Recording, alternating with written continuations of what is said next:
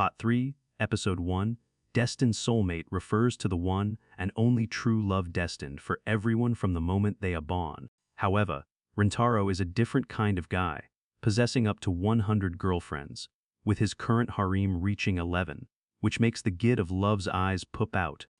The old man desperately needs an explanation, but this anime doesn't work that way, immediately cutting to commercials and denying him any screen time.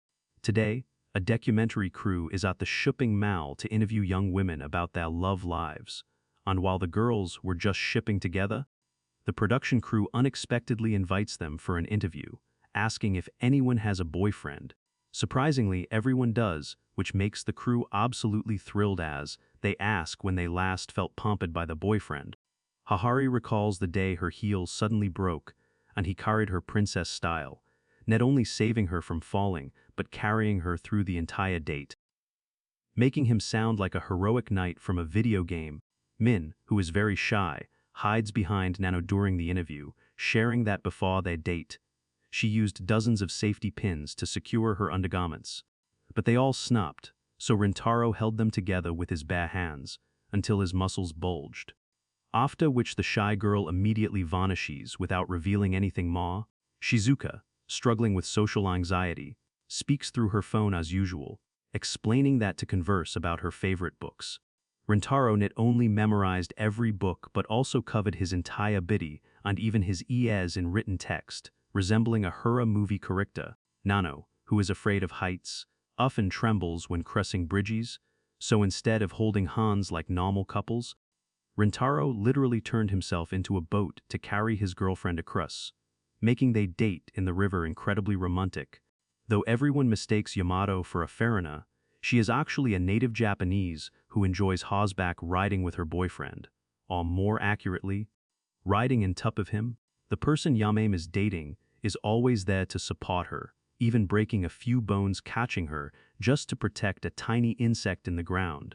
Recently, Hikari devised a plan to completely drain Rintaro, but he resisted so fiercely that she realized how deeply he cherished her. To fight his primal urges, Rintaro repeatedly slammed his head against the wall until he necked himself unconscious.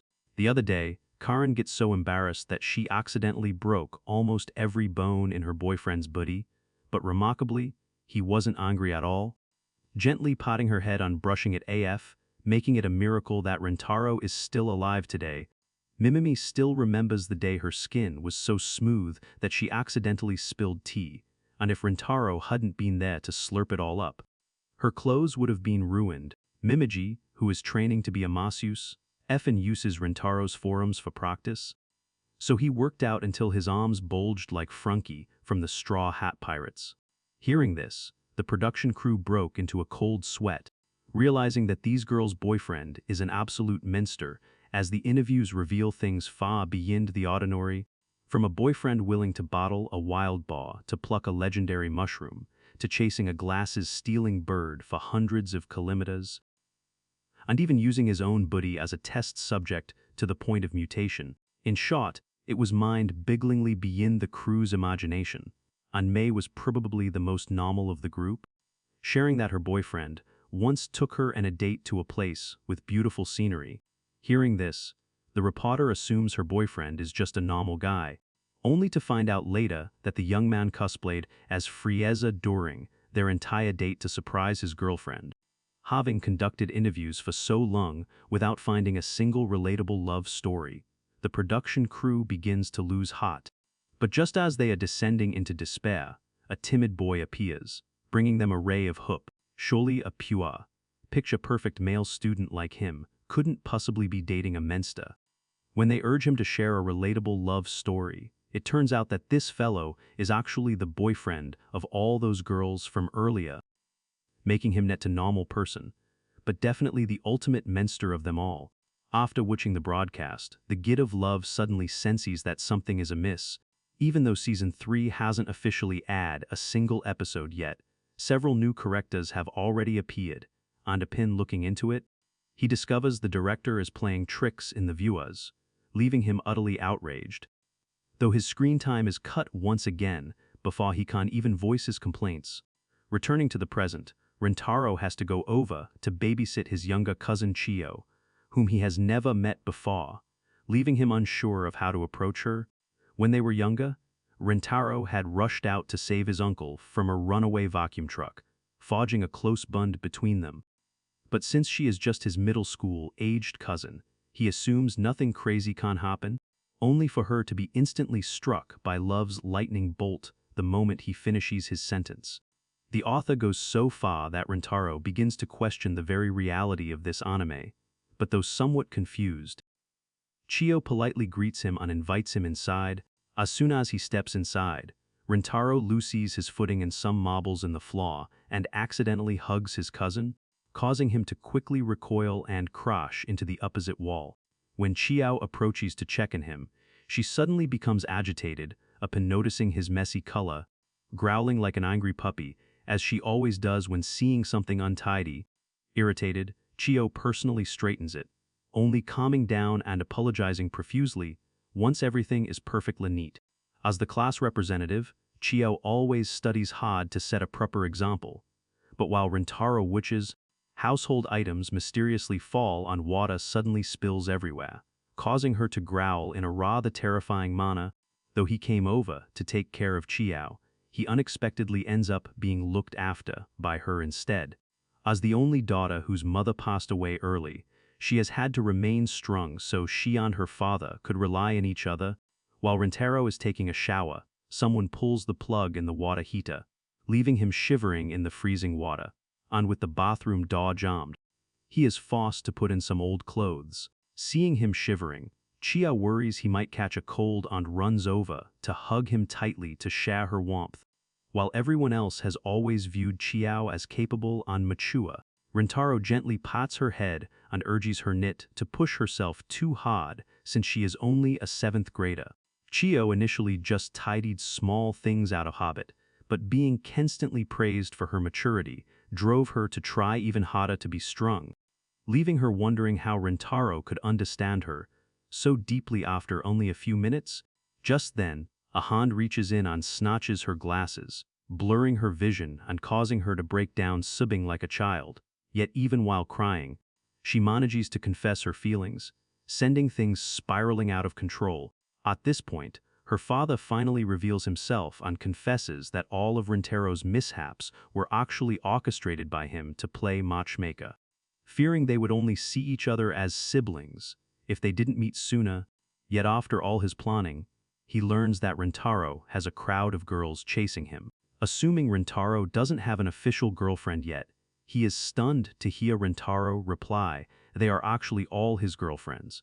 Helpless, the uncle can only weep and beg Rintaro to date his daughter too, but Rintaro picks up her glasses, puts them in her, and kneels to apologize for not being able to return her feelings. He explains that love is not something to be manipulated by others or bound by obligations, but must be entirely free and follow the heart of the individuals involved, which is what makes it so beautiful and noble. Chiyo understands this, but she fell for Rintaro not because of her father's scheme, but because he said the exact words she had always yearned to hear. Acknowledging that their relationship might seem ring, she confesses she still likes him, and her sincerity helps Rintaro realize that he was the one trapped by meaningless constraints, declaring that being cousins doesn't matter because he has fallen for her too. Rintaro pulls off a last-minute turnabout that has his uncle jumping for joy. Episode 2 kicks off, and Rintaro's brand new romance raises some serious eyebrows in his ever-growing harem, casting a shadow of taboo over this peculiar family tree entanglement. Rintaro knows this walk down cousin lane raises red flags, but he ultimately dances to the beat of his heart. Yet, the show's production crew is biting their nails in sheer panic, terrified that the censorship police might axe the broadcast entirely. Chiyo officially pledges her allegiance to the harem, promising to blend in quietly, but her inner neat freak immediately triggers a puppy-like growl as she wages a war in wardrobes, lengthening Hikari's micro skirt into a modest, double-knitted fortress that leaves the resident seductress completely deflated. How is she supposed to weave her web of temptation now? Fortunately, Hikari cancels herself with her twin organic warheads that remain fully armed to charm Rintaro. While Karen is scolded for her loose sucks on lock of a ribbon, Chio then targets Mimimi's faux eyelashes, yet even when plucked, they miraculously regenerate to their flawless state, sending the pint-sized dictator into a spiral of dizzying confusion. Finding Mime's bongs too long, Chio takes Mata's into her own hands with hat clips. Fortunately, Shizuka loans her a pair of sunglasses to prevent her from writhing in Shia sensory overload, only for Shizuka herself to get a stern lecture about her unruly, naturally curly locks. Once combed, Shizuka looks pristine, though her stubborn curls are bound to spring back into chaotic rebellion. Next, Kurumi's sharp tongue slang lands her in Chio's crosshairs, and the younger girl's lecturing leaves. Kurumi's stomach singing a hungry tune. Today's bento holds 10% more than usual, prompting Nana to IFA her leftover sausage to Kurumi, only for Chio to unleash a verbal tempest, lecturing them and wasting life on urging Nana to clean her plate as a solemn tribute to the pig's sacrifice. Nana initially scoffs at such sentimentality, but after recalling a bizarre vision of an angel whisking Rintaro away, her absolute faith in science undergoes a total eclipse, forcing her to stuff down the final bite to enter the swine's final contribution. Seeing this, a panicked Kuzuri rushes in with her sparkling vomit elixir, only for Chio to confiscate the volatile chemical cocktail in the spit, sweeping up Kuzuri's entire pharmaceutical arsenal. Asme dashes off to restick her mistress's questionable cures. Even the flawless maid can't escape Chio's disciplinary radar. It turns out everyone had quietly ignored the fact that May drives blind. Or more accurately, her eyelids are permanently locked in a serene slumber, believing May will open her eyes if she witnesses a spicy game of rook paper scissors slap between Eku and Hahari. They play, but the scene is so mirrorly warped that Chio shrieks at their degeneracy, promptly mummy wrapping both of them on burying them in the spit. Rintaro wishes to be the perfect guiding compass for his flock, steering them back when they stray. Even if he himself is technically juggling a dozen hearts at once, Chio feels a sense of relief after, smoothing out the harem's rough edges. But the resulting landscape is more of a chaotic battlefield than the harmonious portrait she envisioned. Just then, Mimimi glides past and accidentally necks Chio's glasses off. Without her visual shield, the young girl instantly reverts to a fragile, weeping child, blaming herself for turning their paradise into a purgatory. Rintaro gently restores her spectacles, and the entire harem crowds around with warmth. They realize she is just a little insecure without her lenses. And though their quirks are messy, their affection is genuine. Chia bows in deep apology, realizing that she was the one forcing square pegs into round holes. But Hikari breaks the tension by planting a bold kiss, and Rintaro, she wants Chio to see that this beautiful madness is simply how the Rintaro ecosystem thrives. One by one, the girls line up for their turn, turning a chaotic parade into a symphony of affection. Intrigued by this unconventional calculus of love, Chio requests her own kiss to decode the formula, and Rintaro obliges with a passionate embrace that leaves onlookers scratching their heads, though sometimes it is best to simply enjoy the ride without overthinking. Later, while walking the hallways, Mime is swept up in the magnetic, radiant aura of her flamboyant senior, Mimimi, who strides confidently despite the staring crowd. Compared to Mimimi's blinding confidence, Mime is a professional shadow dweller, diving behind her senior. The moment a camera lens targets them, the culprit is the relentless journalism club president, desperate to unmask the hidden beauty behind Mime's heavy bongs, though her attempts always end in smoke as Mime vanishes like a ninja.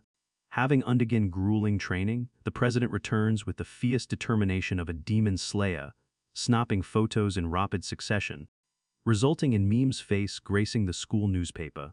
The revelation sends the harem buzzing, but it turns Mime into a hyper-sensitive escape artist who could dissolve into thin air at any moment. Meanwhile, Rintaro arrives late after painstakingly confiscating all 299 copies of the offensive publication. Infuriated by the media's invasive tactics, Rintaro is ready to play arsonist, but Hahari steps in, attempting to resolve the crisis with her absolute authority. As the school's chairwoman, she uses her administrative weight to threaten the young reporter with suspension, only to be hit with a counter-threat featuring highly compromising, unacademic photos of the Rintaro clan, forcing the Chow woman into a humiliating defeat. Left with no choice, Rintaro vows to shield Meme around the cloak, while the rest of the harem eagerly joins forces to help her weather the media storm. To boost Meme's diversion tactics, Hahari proposes a highly distracting bunny girl outfit, a trial by fire concept that the masochistic Isu enthusiastically endorses. Amid the case, Shizuka accidentally lifts a skirt looking for Meme, only to find a stuffed animal while the real Meme vanishes, leaving both of them locked in an incredibly awkward, blushing misunderstanding. Meanwhile, Nanokachi's Hahari using the training as a convenient excuse to infiltrate the girl's clothing, while Meme continues her ninja-like evasion, slipping away like a whisper in the wind. Despite a full day of training, Meme's diversion skills remain stagnant, and she sadly prepares to accept her fate. But Mimimi steps in and asks Meme's opinion and her outfit. When Meme shyly compliments her, Mimimi reminds her that the outfit's beauty is a direct result of Meme's own craftsmanship, boosting her confidence and warming her heart. At the next encounter, the persistent reporter senses the change in her target, opening windows to let the wind do the work before lunging forward with her camera. Thinking she has unmasked the mystery, she is stunned to find only Mimimi in the frame. Indeed, no matter how many times she tries, her camera only captures the dazzling senior, forcing the reporter to concede defeat. Thanks to the decoy strategy cooked up by Rintaro and Mimimi, Meme successfully breaks free from her paswa. Rintaro had realized that the art of diversion is simply making something else shine so brightly that the world looks away. Just as they celebrate, a sudden breeze sweeps through the hallway, lifting Meme's bongs to reveal a pair of breathtakingly beautiful eyes that leave everyone spellbound, proving that she truly is a hidden gem who promptly vanishes back into the shadows when asked for her secrets. In episode 3, after hitting the jackpot, the national language teacher instantly decides to retire early, bidding adieu to lesson plans without a single thought for tomorrow, a classic move of counting chickens before they hatch, which could easily leave him eating dirt if the stick market takes a knives dive. The students kiss their fingers for a gentle, book-loving successor who actually behaves like a functioning member of society, and rumors run wild about this mystery newcomer, with some whispering that she might be the grandest deity in all of Japan. Instead of a traditional sensei, she turns out to be a young, high-octane American expert named Nadi, a free spirit who kicks societal conventions to the curb, trading kimono robes for comfortable, liberating threads. Viewing her Japanese peers as far too uptight, Nadi resolves to inject a healthy dose of raw, unfiltered liberty into her classroom. Much to the annoyance of Karen, who is completely exasperated by her sloppy, East meets West linguistic salad, demanding that she stick to teaching Japanese instead of force feeding them liberty and justice. Rintaro has to leap in to diffuse Karen's rising temper, but in that chaotic split second, his eyes look with Nadi's, and Cupid wastes no time striking her with an absolute bolt of lightning. Without missing a beat, Nadi commands Rintaro to stay after class for remedial lessons, because his eyebrows are unlawfully thick, sealing her decree with a cheeky, "I don't speak Japanese to dig any further debate. Perhaps she should just pack her bags and fly across the Pacific already."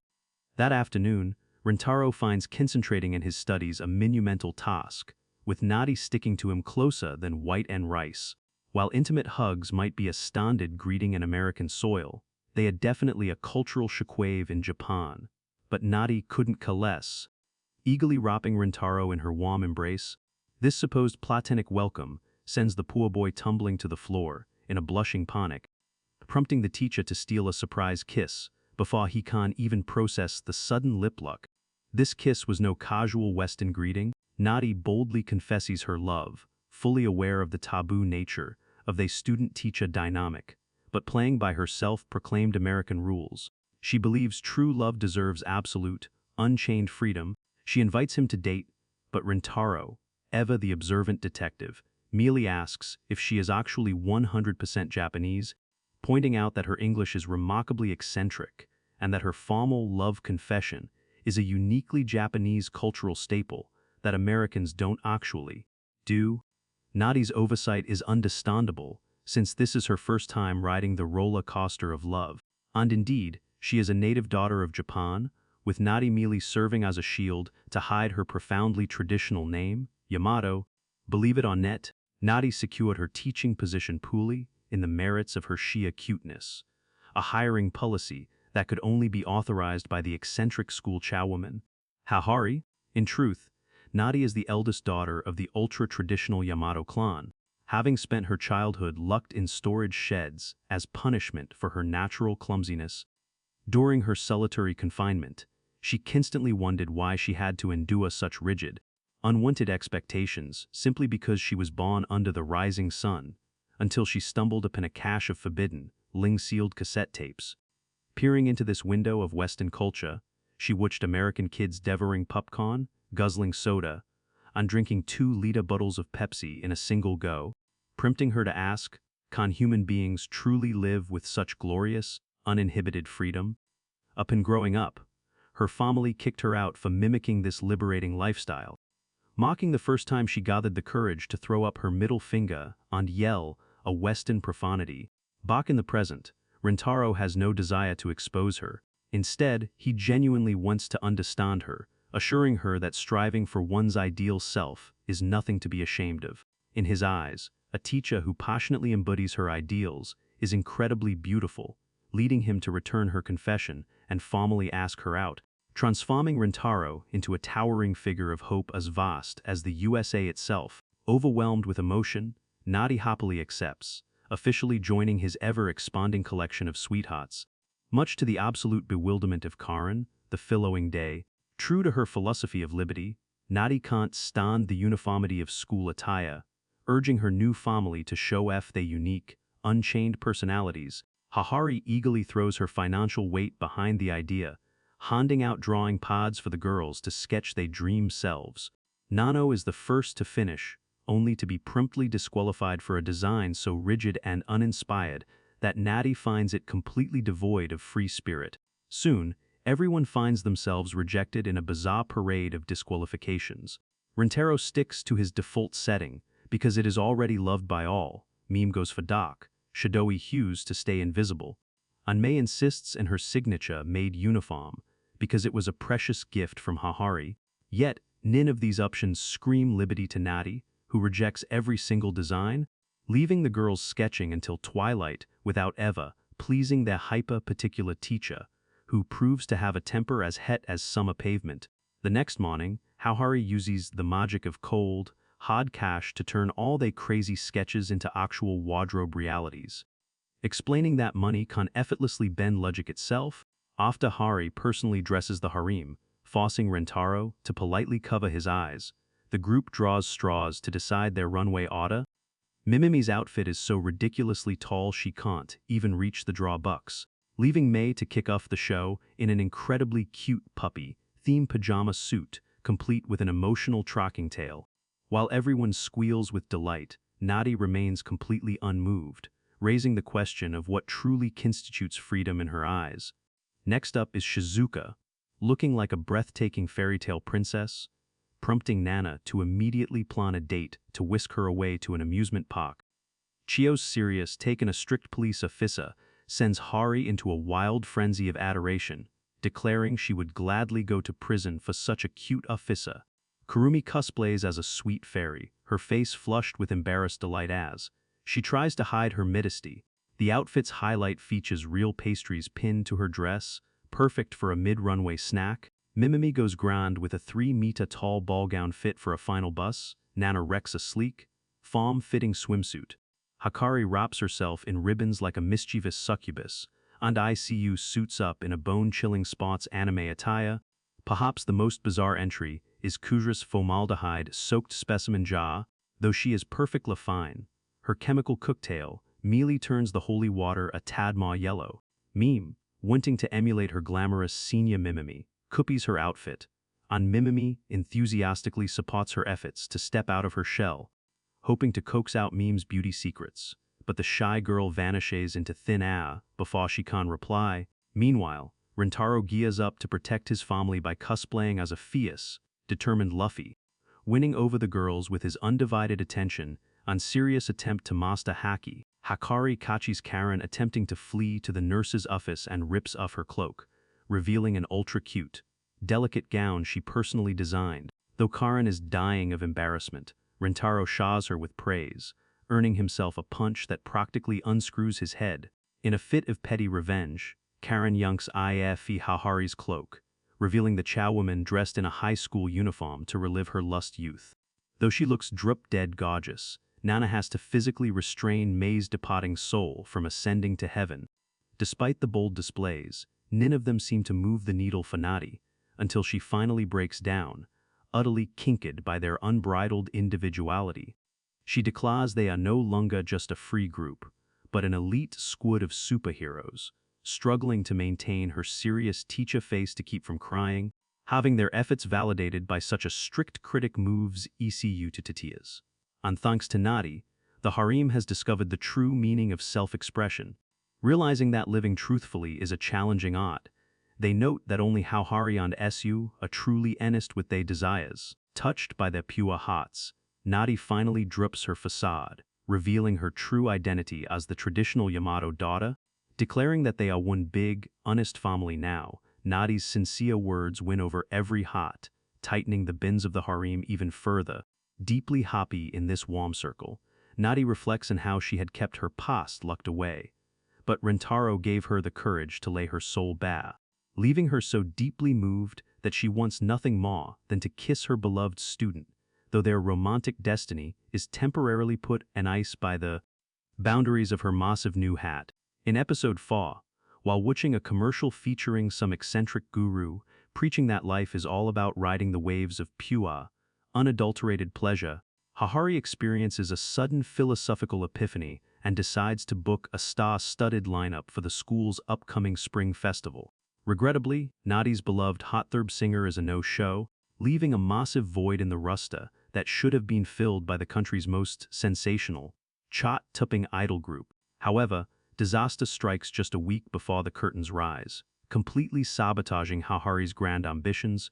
Due to a single member's clumsy misstep, the entire idol group ends up with fractured bones and a direct ticket to the orthopedic ward. Left with no backup plan, a desperate Hahari begs the girls to step into the spotlight as substitute idols, a proposition that sounds so thrilling that almost the entire harem eagerly hops aboard. For Nadi, the stage represents the ultimate canvas of free expression, and she intends to preach this gospel of liberty to her students. While even the thorny Karen, initially turning her nose up at the idea, begrudgingly signs up just to become a dazzling starlet in Rintaro's eyes, Hahari only wanted to feast her eyes and her precious girls in cute idol outfits from the safe sanctuary of the sidelines. But she is dragged into the stage anyway by her relentless daughters. Their collective agreement to perform transforms Rintaro into the happiest king on earth, and he vows to move mountains behind the scenes to ensure his family delivers a legendary performance. To prepare them, the group is placed under the iron fist of a former top-tier idol coach who strictly believes that absolute performance quality, not just sweat on tears, is the only currency that matters in show business, having climbed the mountain of fame herself and a ladder of absolute perfection. The coach agrees to whip the girls into shape, and Mimimi immediately scores points with her natural, show-stopping elegance. Mei's squad hits high notes on perfect steps right off the bat, while Karen's high stamina group absorbs the choreography like sponges. However, they are dragged down by Kurumi's roaring stomach, a younger division that looks more like a kindergarten play. Nadi executing a traditional Japanese fan dance instead of Western pop, and a busty division constantly thrown off balance by their own massive gravity-defying assets. In short, the performance quality is far from the coach's golden standard, but before they can even catch their breath, they are dragged into vocal training. The timid meme is so whisper-quiet, she barely registers, while Shizuka's unexpected vocal powerhouse blasts the others straight into the walls. To make matters wilder, Mimimi belts out dramatic opera notes. On Nadi, the self-proclaimed American patriot, keeps slipping into traditional Japanese and car styles, proving her Western programming is deeply infected by local traditions. Meanwhile, Hahari's double D bento buxies make her clumsier than a newborn deer, and after one minor slip, she collapses into a weeping puddle, only to receive a stinging reality slap from the coach. Outraged by her mistress's mistreatment, May immediately retaliates with a swift strike of her own. But with time ticking away, the group is forced to burn the midnight oil to iron out the flaws. Rintaro is just as swamped, sacrificing sleep to research on craft the perfect strategic blueprint to support his beloved performers. At the next rehearsal, the coach acknowledges they leaps and bounds, with natural talents like meme reaching for the stars. Unfortunately, the clumsier contingent remains stuck in a rut, reminding the coach of her own youthful dreams of stardom, with a partner who simply couldn't cut the mustard. A tragic reality of cutting loose baggage to reach the peak. Wishing to avoid a train wreck, the coach orders the clumsy group to take a recess, leaving the atmosphere thick with gloom as they realize they might not make the cut in time and contemplate dropping out. Confirming their fears, the coach plans to trim the fat, keeping only the 7 most polished performers. Yet, as the discouraged girls prepare to pack their bags, the elite group stands up in fierce protest. They declare that memories only shine when shared by the entire family, reminding everyone that they too once stumbled on, were lifted up by the very friends they are now refusing to leave behind. Frustrated by their stubborn, business-minded loyalty, the coach throws her hands up and storms out, leaving them to their own devices, unaware that the clumsy group had overheard the entire touching debate. Hikari, knowing Karen's fuse is shorter than a sparkler, playfully teases her about her outburst, while Rintaro steps up to fill the coach's shoes. Having analyzed their practice videos countless times, he reorganizes the choreography so every single girl gets her moment to shine. Reigniting their collective fighting spirit, in the day of the festival, with the stadium packed to the brim, Rintaro is already weeping tears of joy before the curtains even rise. Since they are complete fresh faces in the idol scene, Rintaro remains their sole, ultra-passionate fanboy in a sea of indifferent spectators. Yet despite a solid performance, the crowd begins to drift away. Undeterred, Rintaro screams his lungs out, acting as the bedrock of support that keeps the girls dancing with dazzling smiles. Meanwhile, the coach reveals her ultimate lesson in show business reality, having arranged for the famous though caste-clad idol group to hold a fan meet nearby to show these amadas the yawning chasm of popularity. With no audience left, disaster looms until Chio's father arrives, looking like he survived a trip to the meat grinder. Indeed, he was run over by a vacuum truck in his way, but used his luggage as an abag to avoid leaving Chio an orphan. Brushing off his near-death experience, the father-daughter duo immediately assembles a wild, 22-man mechanical cheering squad. They spent nights building to electrify the dead atmosphere, though the display is so bizarre it would make anyone want to crawl into a hole. Hikari absolutely loves it. And their mechanical army successfully draws a massive, curious crowd back to the stage. With their confidence restored, the girls launch into their second sing with flawless, high-energy synchronization, turning the skeptical crowd into roaring fans. Drawn by the electric atmosphere, the coach rushes over, expecting a train wreck but finding herself mesmerized by a performance that, while technically amateur, radiates an incredibly dazzling, irresistible light. She realizes that had she reached out to lift her former partner up instead of casting her aside, they might have stood at the peak of the world together, and in a moment of redemption, she calls the famous idols to counsel their meet on witness true star power. As the performance reaches its climax, Rintaro is weeping oceans of pride, screaming his undying love for his entire harem at the top of his lungs, cementing a triumphant finish that wins over the entire audience. Backstage, a tearful Rintaro is immediately engulfed in a giant group hug of radiant, triumphant smiles.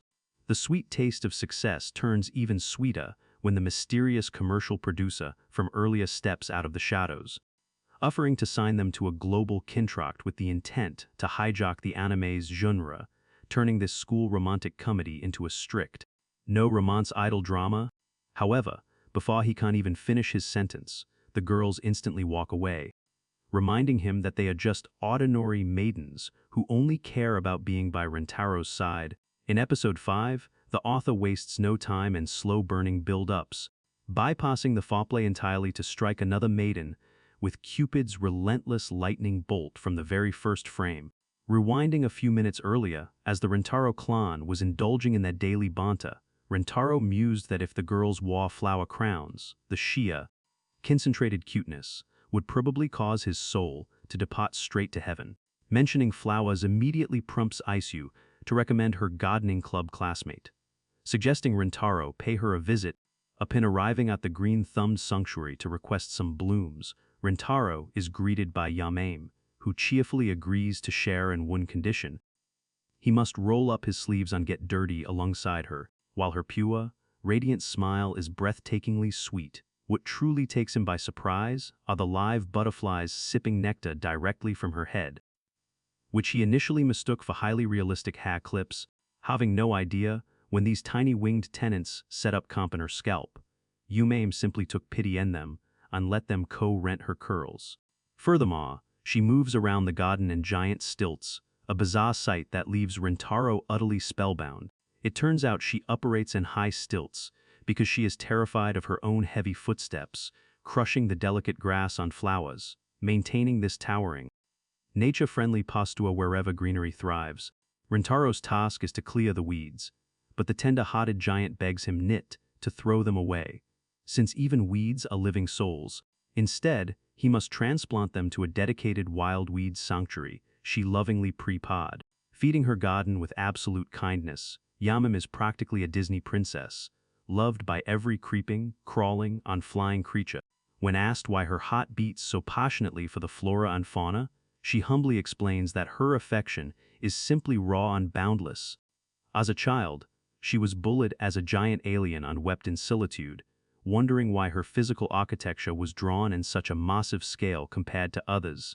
She harbored a deep-seated self-loathing until a fateful walk in the park, where she rescued a fallen baby bird and returned it to its canopy home. Witnessing the tearful, feathered family reunion, and later using her own massive frame as a human shield to shelter a wilting flower from a torrential downpour, she finally unlocked the purpose of her towering stature. These Mother Nature moments taught her to embrace her own skin, realizing her colossal body was built to protect, not to threaten. Suddenly, a suspicious, toxic fog rolls over the garden, and Rintaro prepares to battle some wild beast, only to face the terrifying vice principal, armed with a monstrous 4,000 attack points. For some reason, Yomame collapses in sheer terror, paralyzed not by the administrator herself, but by the smoldering mugwort burning directly in the woman's back. Having witnessed a horrific forest fire in her youth that devoured whole ecosystems, fire became Yomame's ultimate Achilles heel, making her tremble like a leaf at the slightest ember. Fortunately, the man-hunting vice principal doesn't linger long, moving in to stalk fresh male prey, though her brief, toxic presence is enough to make the nearby sprouts wither on pale. Ever the gentleman, Rintaro gently brushes the dust eyes of Yamame and gets back to work, leaving her in awe of his tender reverence for nature. Despite the sweat, they shared labor feels like a peaceful paradise. By late afternoon, Rintaro finally tastes the quiet joy of sowing seeds and waiting for green shoots, realizing how incredibly tranquil gardening can be. Though Yomame has tilled the soil with many before, Nin possessed Rintaro's tireless devotion, leading her to sweetly note that whichever lucky girlfriend receives his flower crown will surely be walking in sunshine. As Rintaro hesitates, prepared to reveal his complicated romantic situation, the vice principal suddenly sprints back, her hair engulfed in a blazing inferno. After a clumsy sneeze knocked her mugwort loose, she thrashes wildly, showering the garden in a shower of hazardous sparks, and a petrified Yamame closes her eyes, bracing for the worst. However, the burning embers are completely absorbed by Rintaro's jacket, leaving the giant-sized protector utterly stunned to find herself in the receiving end of a heroic shield. In a desperate panic, the burning administrator bolts toward the sports club, screaming for athletic boys to douse her head, which successfully extinguishes the blaze. In the emotional aftershock of the rescue, Yomame blurs out a heartfelt "I like you," before instantly turning red and apologizing for her unmaidenly outburst. Rintaro returns her feelings with absolute sincerity, confessing that he, too, has fallen for her gentle, nature-worshipping soul. He gently begs her not to panic before dripping his ultimate bombshell. He already has 13 girlfriends, but premises to make every single one of them deliriously happy, pointing out that polygamy is a perfectly natural phenomenon in the wild. He assures her of his genuine devotion, leaving Yamam to wonder if he is actually some woodland creature she once rescued. A fairy tale theory, he quickly laughs EF. With that, Yamaim officially joins the Rentaro collective as his newest darling, arriving at their next gathering bearing gifts of fresh, vibrant blossoms. Rentaro weaves these into lovely flower crowns, and Hahari immediately uses this as a convenient excuse to dress the girls in pristine white gowns crafted from some accidental surplus curtain orders. Having suffered from chronic bloodlust from over-consuming video clips of her cute daughters, Hahari's secret white dress project proves to be a lethal weapon. The combination of pua white dresses on fresh flower crowns wields a massive 4,000 attack points that completely obliterates Rentaro's remaining life points, leaving him in a state of euphoric devastation. As the girls thank Yamaim for her floral contributions, Kuzuri notices that their guest's head is bare and quickly calls an emergency council to share their blooms.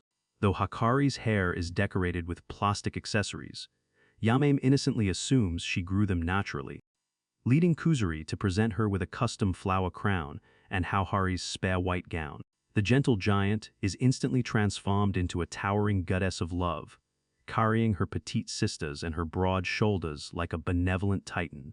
Raising them so high they jokingly claim they can see all the way to Brazil. To deepen their sisterly bonds, Yamaim hosts a grand VIP tour of the gardening club's greenhouse, showcasing pristine veggies that look like they were plucked straight from an organic catalog.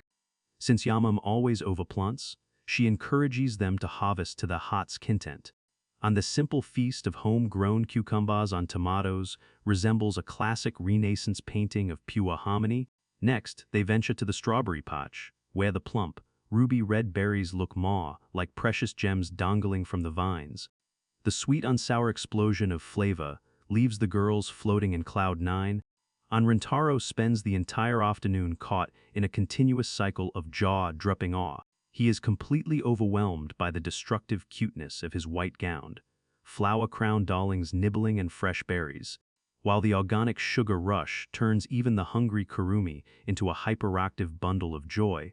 While Yamaim firmly believes that crops raised with love yield superior quality, the hyperlogical Nano dismisses this as a scientific impossibility. Mid-snack, Hakari's mischievous gears turn, and she steals a quick, strawberry-flavored kiss from Rentaro, theorizing that the berry's natural acidity supercharges the sweetness of the kiss, leaving her in a puddle of pure ecstasy. This sweet science sparks a gold rush, and the entire harem swarms Rentaro for their share of strawberry kisses. Even the rule-abiding Chio, despite shrieking about their moral decay, can't resist joining the chaotic kissing pile. Seeing Yumem standing in the sidelines, Hakari playfully snatches her stilts away, encouraging her to dive in. Nadi on the others echo the sentiment, but Yamaim politely declines, citing their massive height difference as a major romantic hurdle. She doesn't want her towering frame to bruise Rentaro's masculine pride, recalling a TV show that claimed boys hate looking up at their taller sweethearts. After a productive afternoon of collective gardening, Yamaim wishes them leave, harboring a quiet, wistful desire to kiss him like the others. But writing it off as an impossible dream for a giant, suddenly Rentaro appears, guiding her to the other side of the garden where she is met with a startling sight. Her sisters have grown into towering giants themselves, having built soil pedestals hidden beneath Hahari's curtains to match her height. They went to these ridiculous lengths purely to fulfill Rentaro's wish.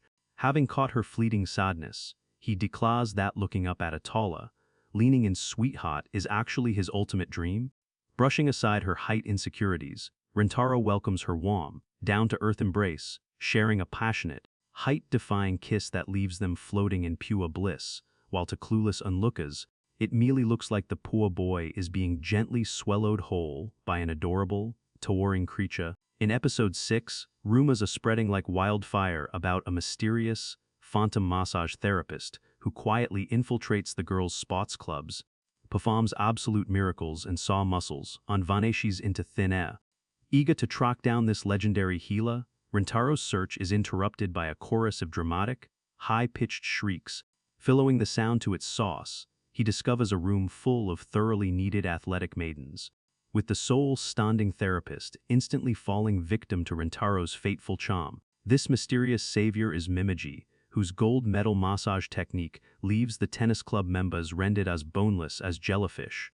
Though Mimiji always introduces herself politely, her clients are caught in such a deep state of physical nirvana that they can never quite remember her name. Watching her struggle to transport the completely limp athletes, Rintaro gallantly offers to assist, but during their transit, she can't resist her natural urge to need squish and pat down her classmates, harboring an insatiable obsession with the natural softness of the female form. She treats massage therapy as her ultimate passport to a tactile paradise, a questionable professional ethic that would probably make certified chiropractors throw up their hands in despair. Yet Mimiji is dead serious. She explains that muscle fatigue and tension are the ultimate enemies of natural physical growth, stealing away a maiden's precious softness. Thus, she wields her therapeutic hands to preserve that divine texture, turning her favorite hobby into a highly meaningful public service. The Rintaro still finds her logic a bit hard to digest, noting that her methodology feels highly boundary blurring. After delivering the jelly-like athletes back to their club room, Mimiji eagerly effaces to work her magic, and her upperclassman, Rintaro, with her seasoned, diagnostic gaze, she scans his physique and immediately detects that his muscle groups are tighter than a rusted engine. Upon pressing her hands into his iron-clad, concrete back, she gasps in pure horror, asking if he works as a medieval galley slave to accumulate such absurd physical stress. Though his back is a formidable fortress of knits, she tackles it with tireless enthusiasm, and her efforts successfully leave Rintaro feeling lighter than a feather.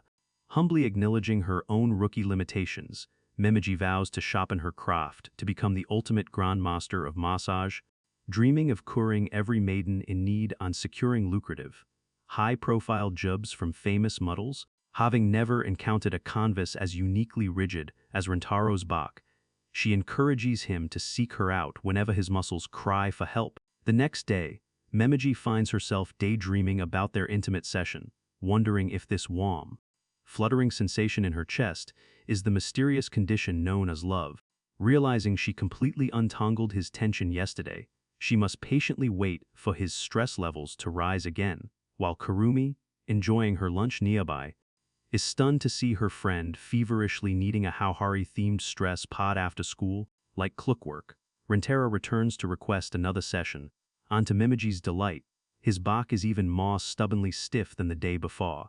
Far from complaining, she plunges into her work with paw joy, but as the days roll by and his daily knits defy all logic, her suspicions deepen. Is he secretly working hard labor in some underground sweatshop? In truth, Rintaro has been systematically destroying his own back by working as an assistant for none other than the manga artist of the 100 Girlfriends, whose identity remains humorously pixelated for legal privacy. His sudden arrival in her studio leaves the overworked artist questioning her own sleep-deprived sanity. While assisting, Rintaro looks at the storyboard and notes that the harem was supposed to have only 5 members, but somehow their ranks have swollen to 14. The artist simply offers a warm, knowing smile, declaring that every single darling is irreplaceable, which teaches Rintaro just how brutally demanding the manga industry truly is. After just one day in the job, Rintaro begins seeing double and hallucinating across the studio, though he proudly notes that he actually inked a few background frames himself. Learning that Rintaro systematically wrecked his own spine just to act as her training dummy to help her achieve her dream, Mimiji is so deeply moved that she blurts out a heartfelt confession of love. She begs him to stop playing the mata, promising to soothe his aches and pains for the rest of his days. Rintaro returns her affection, confessing his love for her magic hands that weave happiness, on her passionate devotion to her craft. Asking for her continued guidance in the days ahead, overwhelmed, Mimiji has to pinch her own cheeks to ensure she hasn't drifted off into a dreamland. But while she is overjoyed, she realizes they must immediately pivot to rescue another vital soul. They dash off to deliver a much-needed healing session to their sleep-deprived manga creator. On that night, The oddest receives a touching, supernatural thank you from the very characters she brought to life. Sometime later, Mimiji is officially presented to the harem as Rintaro's latest sweetheart, and Kurumi is stunned to realize that her quiet desk neighbor is actually the new addition. Even though it's the very first time they've actually spoken, eager to weave herself into the sisterhood, Mimiji immediately showcases her high-tier massage techniques as a friendship offering. For the first time in ages, the busty division of the harem feels the heavy shoulder burdens lift, dissolving into pure, boneless ecstasy before having the floating souls caught by May. Mimiji then detects that even their flawless maid is a knit-filled mess from her collarbone to her front, proceeding to knead her with the enthusiastic vigor of someone pampering a beloved puppy. Kusuri lines up for her turn, but her tiny booty is a playground of tension-free energy, save for her chronically furrowed eyebrows from her continuous squinting. Shizuka receives a soothing touch in her book-weary joints. Anchio gets a stern warning that carrying such heavy mental stress at her age will stunt her physical growth. Kurumi's jaw muscles get a deep relaxation stretch from all her chewing. Anana receives a reminder that her mathematically rigid posture is an invitation for joint stiffness, though the ultimate canvas remains Yameme's colossal, athletic physique. Realizing her tiny hands are no match for this titan, Mimiji unleashes her forbidden ultimate forehead vacuum technique to get the job done. The beauty-obsessed Mimimi boasts a flawless, stress-free physique, but Mimiji's deep tissue search leads her to recommend a beautifying reflexology foot massage. The pressure point is so agonizingly painful that Mimimi's face turns pale, yet she maintains a hilariously serene smile out of pure, unyielding devotion to her aesthetic ideals, prompting Rentaro to form an impromptu cheering squad to support her noble sacrifice. Karen presents a unique diagnostic challenge, suffering from a severe case of chronic Sundir-induced muscle rigidity caused by her constant, diffuse posturing. The more attention a client harbors, the more likely they are to let slip an involuntary, highly satisfying shriek of absolute bliss once the right pressure point is triggered. Seizing the golden opportunity, Hakari eggs Mimiji on, delighting in this brand new, highly effective method of teasing her easily riled friend. Meanwhile, Rintaro's facial muscles are locked in a continuous state of blushing strain from all his romantic fluttering, while Nadi remains remarkably flexible thanks to her wild, unconstrained American lifestyle. Hearing about Nadi's liberated bathroom habits, a deeply concerned Kusuri wonders if she secretly holds it in until she has to go right in the sput. Unable to contain her curiosity, IQ begs for a painful foot massage, but Mimiji takes one look at her botted spots muscles and solemnly declines, opting instead for a full booty reconstructive session. Despite the intense, bone-cracking pressure, ICR's masochistic soul finds the treatment to be an absolute paradise. Though she experiences a brief spiritual crisis, once all her satisfying muscle pain is completely erased, thanks to Mimiji's magic touch, the entire harem is left feeling as soft as freshly kneaded dough, and when they ask how they can repay her, Mimiji shamelessly confesses her desire to explore the sift territories she has yet to touch. She kicks things off with a triple lowly cheek squishing test, which Kurumi finds highly embarrassing, especially when Hahari exploits the moment with sweet bribes to play the doting mother. Mimiji then targets May's silky hands, executing a playful Chris arm stretch, and doesn't even spare Kurumi. Marveling at her high-capacity, zero-fat tummy, she is drawn to the silky, bare arms of Yamame, wishing she could knead them forever, before declaring that Nanoan Mimimi's legs represent the ultimate battle between light and shadow, happily sandwiching herself between them. The firm, athletic assets of Karen on ICU are next in her hit list. Despite their stubborn posturing, their physical frames prove remarkably soft, while Nadi's waistline is the ultimate frontier of global freedom.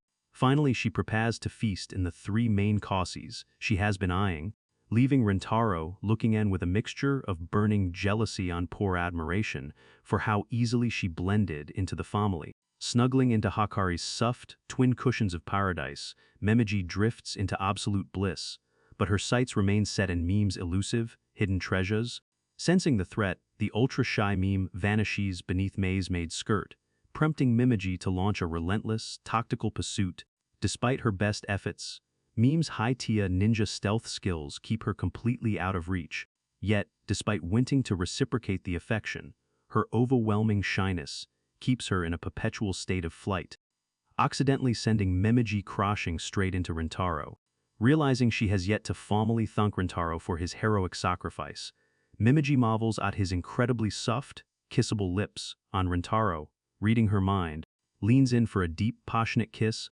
Though Memeji is a sensory addict, nothing in her catalog of touch could have prepared her for the electric, soul-stirring chemistry of a true love look, sparking a chain reaction that has the entire harem joining in a continuous, marathon kissing festival that keeps them locked in each other's arms from dusk until dawn. In episode 7, during a seemingly peaceful lunch, Kuzuri notices Nano choking on a piece of bread because she refused to chew properly.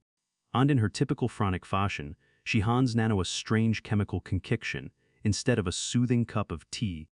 By the time she registers her mistake, Nano's entire body literally evaporates into thin air, leaving the horrified harem convinced she has bid a premature farewell to the model plane. Fortunately, Nano is still among the living, merely downsized into an incredibly cute, pint-sized fairy. However, because this shrinking elixir places immense stress in the human body, Kuzuri can't immediately administer the antidote without risking a fatal chemical crash. The revelation has everyone shivering, realizing that a single drop of this volatile brew could send anyone straight to meet their ancestors. Since her school uniform can't shrink with her, Mime cleverly crafts a tiny, custom wool outfit from Dill clothes, transforming Nano into a pocket-sized darling. If a Dill version of Nano ever went in sale, Rintaro would probably bankrupt himself buying 100 copies in the spot. On cradling a single blossom, she looks like a literal flower fairy. While most girls dream of holding a delicate umbrella made of petals, the hyperlogical Nano scoffs at the impracticality, declaring a standard, compact umbrella infinitely more efficient. Terrified of accidentally trampling her pocket-sized sister, Yomame immediately vaults into her high stilts. While Nano finds the simple act of eating to be a colossal, Mount Everest chore, yet, no matter how stuffed she feels, she must clean her plate to avoid a stern, food waste lecture from Chiao. Meanwhile, Hahari, completely absorbed in her paparazzi-style photo shoot, trips over a stone and flattens Nano like a pancake. Though luckily, the tiny maiden survives unharmed by slipping neatly into a gap in the pavement.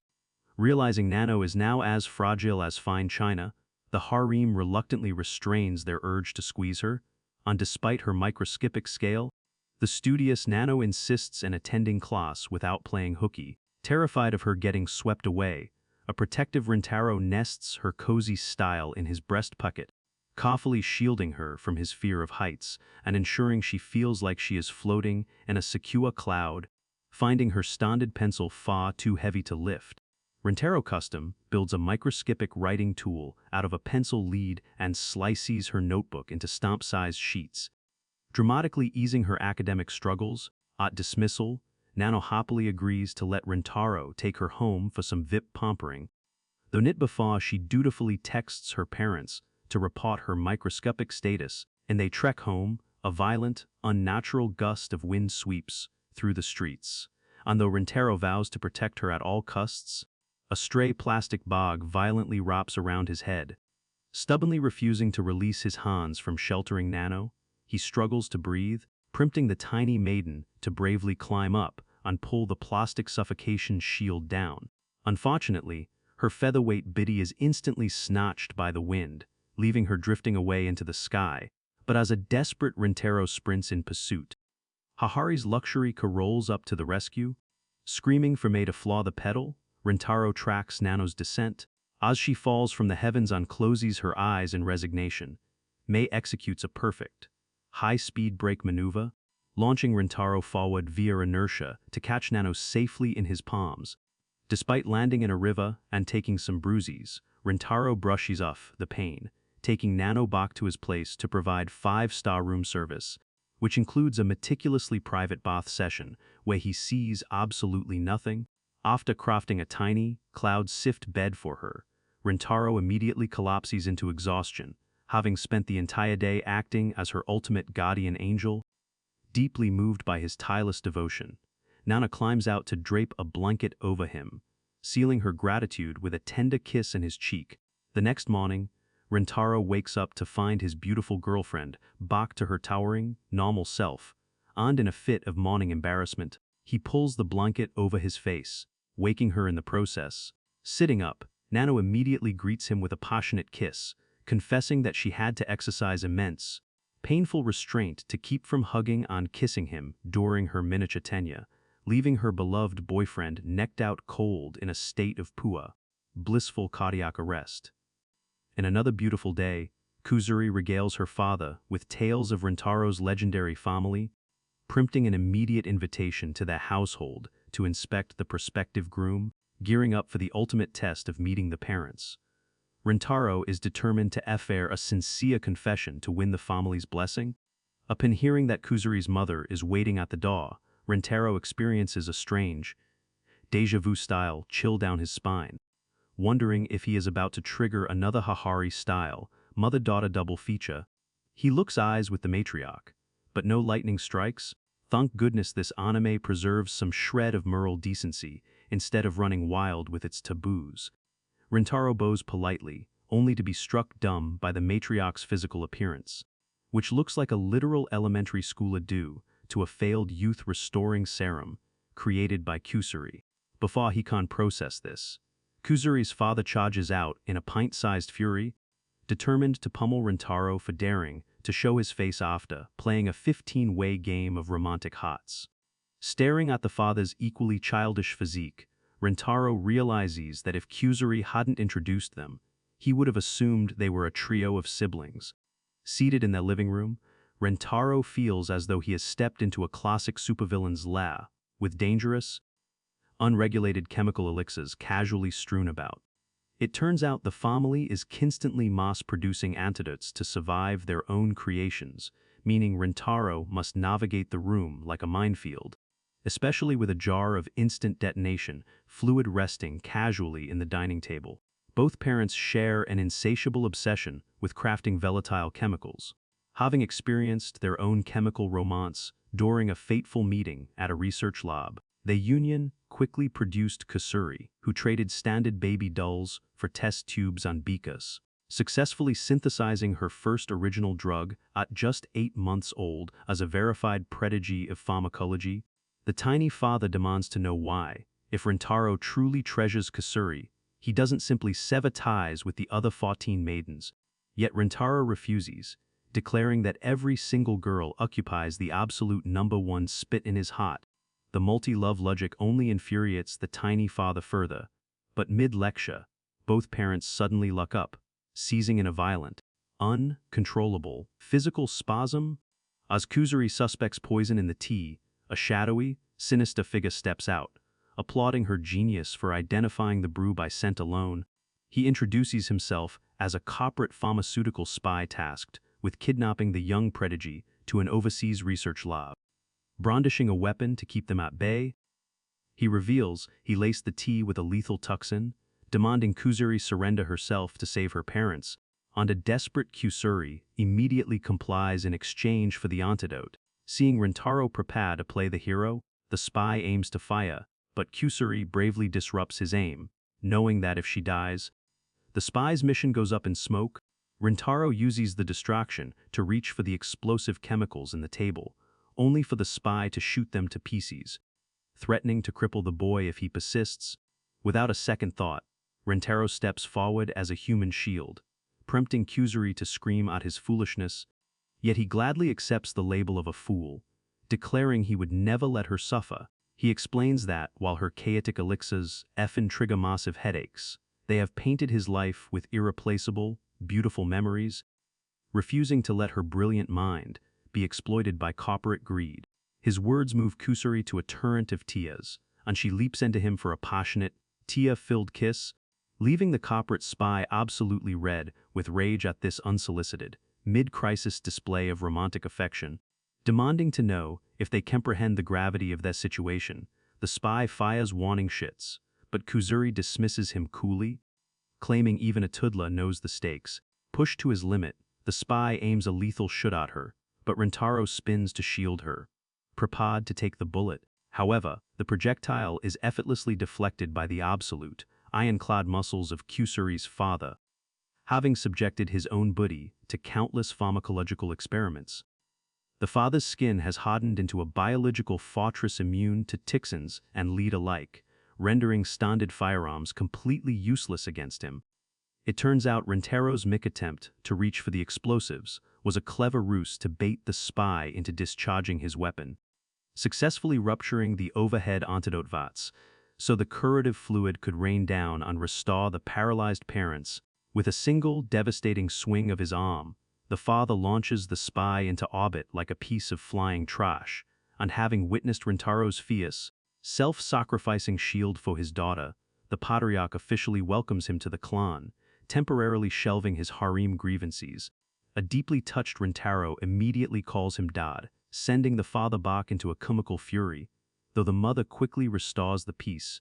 A triumphant Kusuri engulfs Rintaro in a warm embrace, overjoyed that her beloved boyfriend has one of her family, and the two seal their victory with a deep, passionate kiss. Their romantic celebration is interrupted by the arrival of Kusuri's grandmother, and as Rintaro turns to offer a polite greeting, Cupid's massive, inescapable lightning bolt strikes once again, leaving him utterly frozen as he wonders if his newest sweetheart is actually an 89-year-old grandmother.